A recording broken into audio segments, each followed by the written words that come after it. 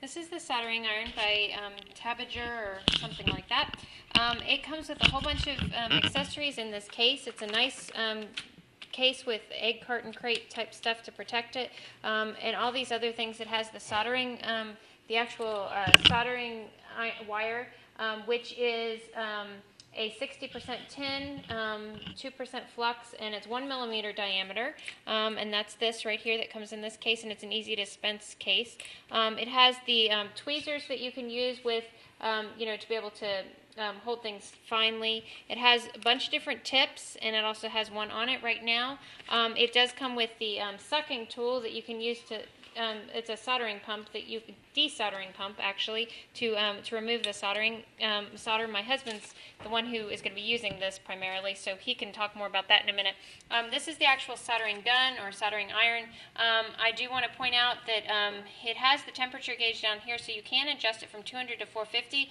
But on the description, it does say that there's an on-off switch with an LED, and there is no on-off switch or LED. So just be aware of that. It also comes with this Y-shaped thing that you can use for stand, which is great because you obviously don't want to be laying anything hot down on the counter or anything like that. And it also comes with a sponge. My husband's going to plug it in right now so we can see how warm it gets. I guess it does have the LED right here. An indicator. An indicator.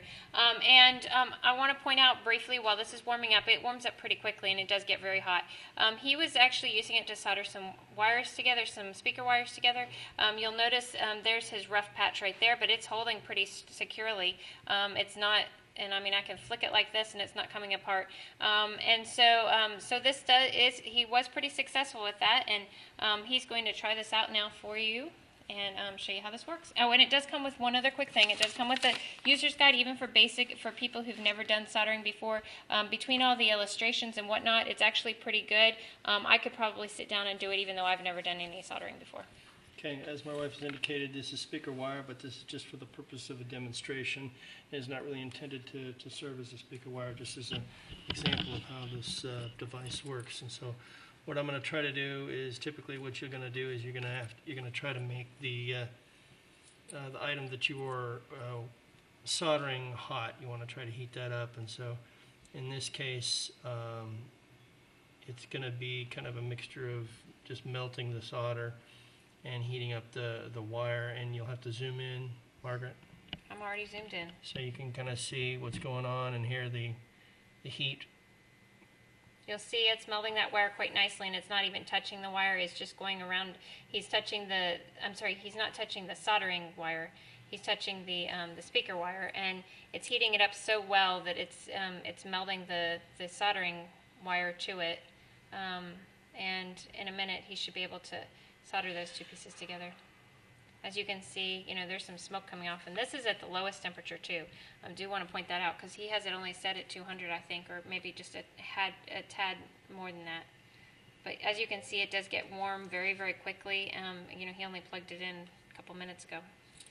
It would be helpful to have a second hand here. That's the only thing I think he probably would say.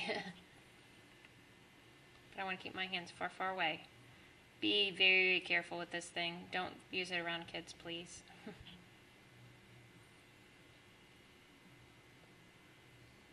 And you'll notice it's working just fine. It's going to make that connection. You do want to let it sit there snugly, and once it hardens, and it's getting so warm, I'm actually getting a little uncomfortable touching this. Take your finger off.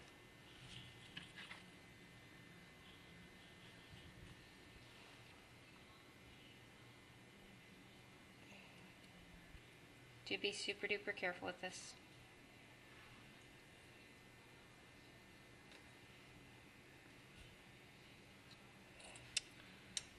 And these are not as, you would hope that you might deal with something that's not quite as rough, of course, but it is successful. And once that sits and hardens back up again, he shouldn't have any problems with that. He was successful with it before, and now he will show you. Unplug it, and the indicator. Once you unplug it, the indicator indicates so, and then you can clean off any excess on a wet sponge. Give it some time to cool off before you put it away, please. You can hear it sizzle, or maybe you can't, but I can. Okay. Okay, and there you have it. And as you see, I mean, that's pretty secure there. Quite impressive. So, anyway, overall, it's a very inexpensive soldering iron, but it comes with all the tools that you might need especially for somebody who's just getting Novice. started on this, and it works really well.